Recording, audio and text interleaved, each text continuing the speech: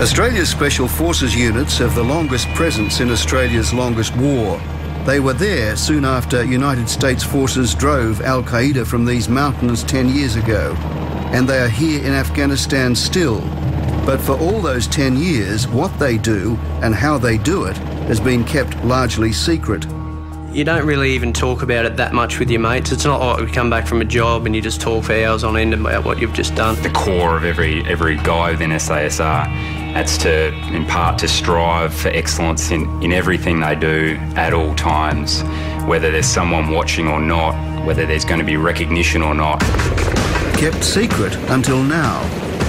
Here we join Australia's elite Special Air Services Regiment, the SASR, as they intercept Afghanistan's rat lines, the insurgents' supply chain. It's not about talking themselves up or anything like that, it's just about getting on with the job. Their brothers in arms, the Commandos, also overcome acute camera shyness, taking us with them in pursuit of a Taliban commander. We'll go out there and we'll face Taliban every day. Put me in front of a camera, I'll shoot myself.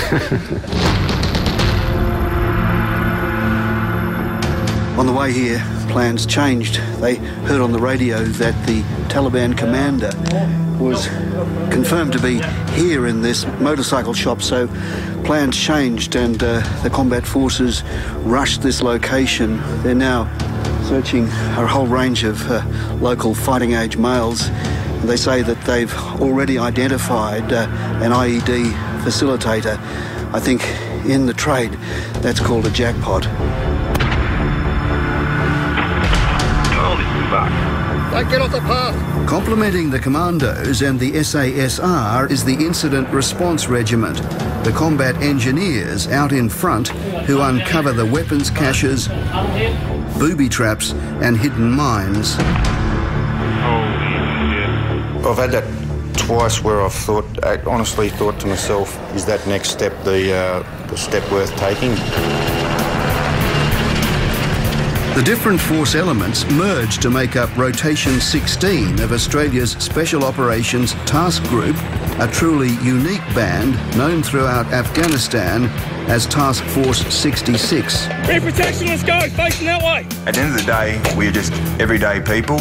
We come to work, we do our work, and then we go home to our families. It's not like the movies. We do a job and we just get on with the job. The Special Forces soldiers that I've come across tend to be genuinely very humble because they know what it's like to risk your life and to take life.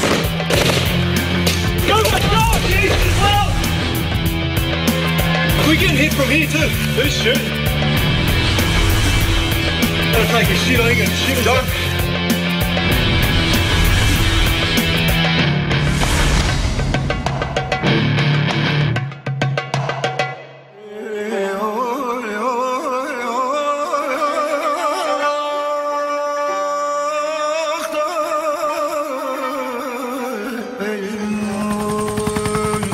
The Afghanistan home for Australia's Special Operations Task Group is at Tarin Kot, in the sparse, rugged and largely primitive Uruzgan province.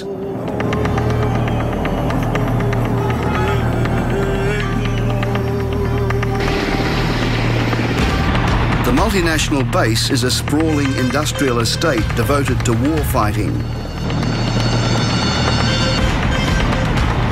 Special Forces is secreted in a fortress within a fortress at Camp Russell, named in honour of Sergeant Andrew Russell, the first Australian soldier killed in Afghanistan. Because we're dealing with special operations, it is a special opportunity. For the first time, they're letting a reporter and cameras inside this gate.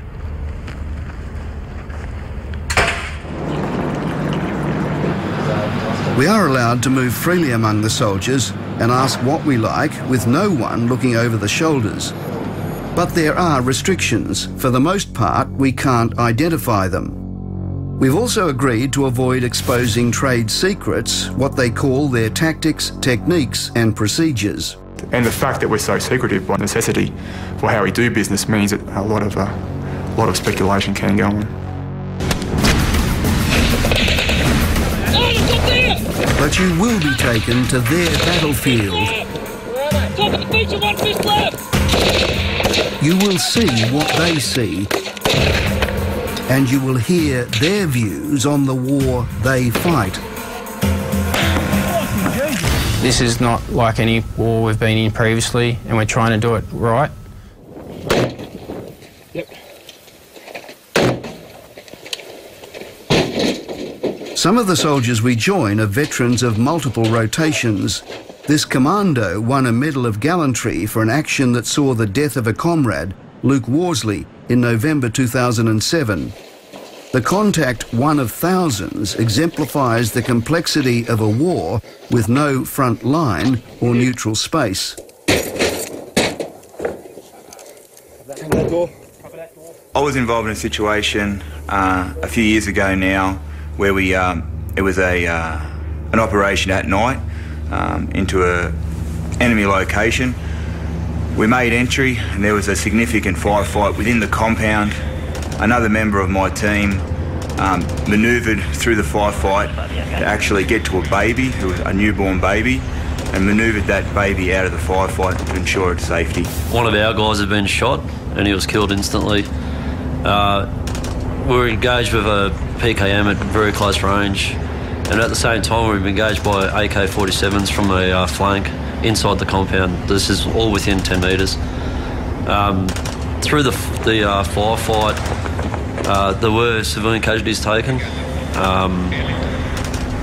but saying that, we didn't just go in there and go crazy. Yeah, I think most jobs you come face to face with the Taliban wherever we go. Whether they choose to fight or not is up to them, and majority of the time they don't choose to fight because obviously they know that they're not going to win that fight.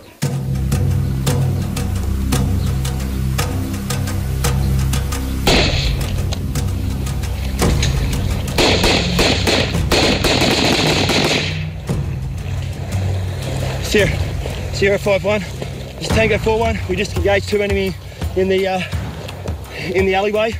Stand by for fire support. Fuck, Jesus.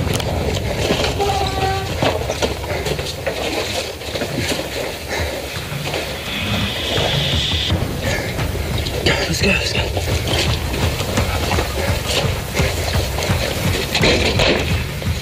Yeah.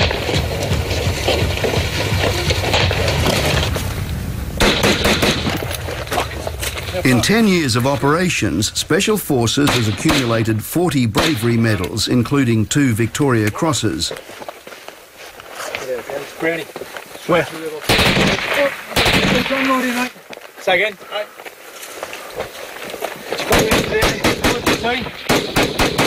Mate, we've got contact to our right and contact to our left.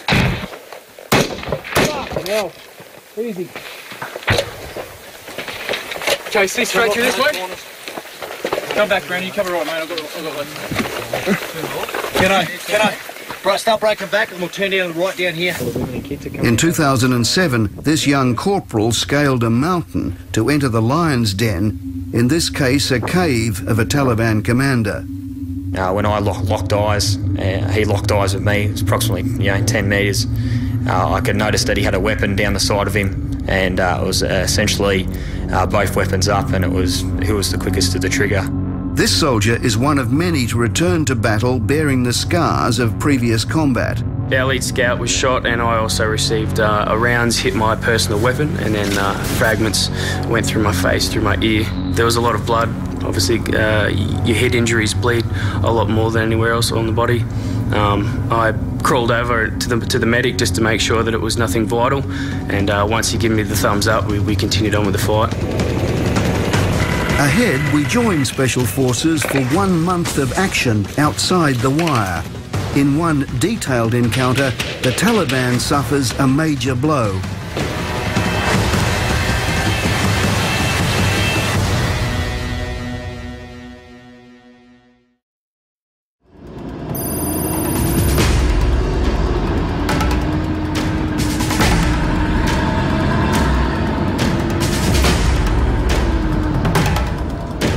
They leave after midnight. The Commandos merge with a local police unit.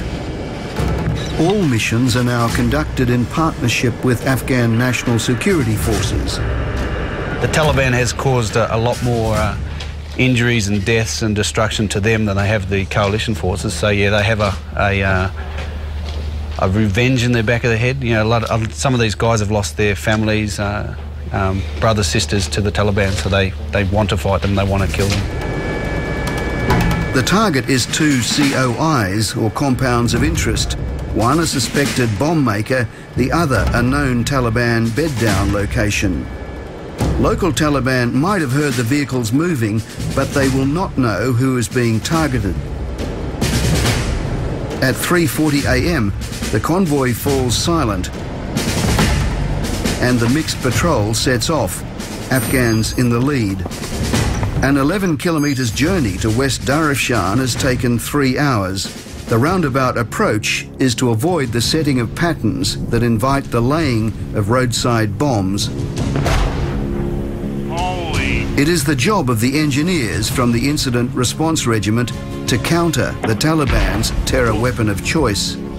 Using a simple container filled with homemade explosives and improvised shrapnel, a lethal bomb is constructed at the cost of a few dollars. The battlefield's changed significantly. I believe the threat has become far more complex. The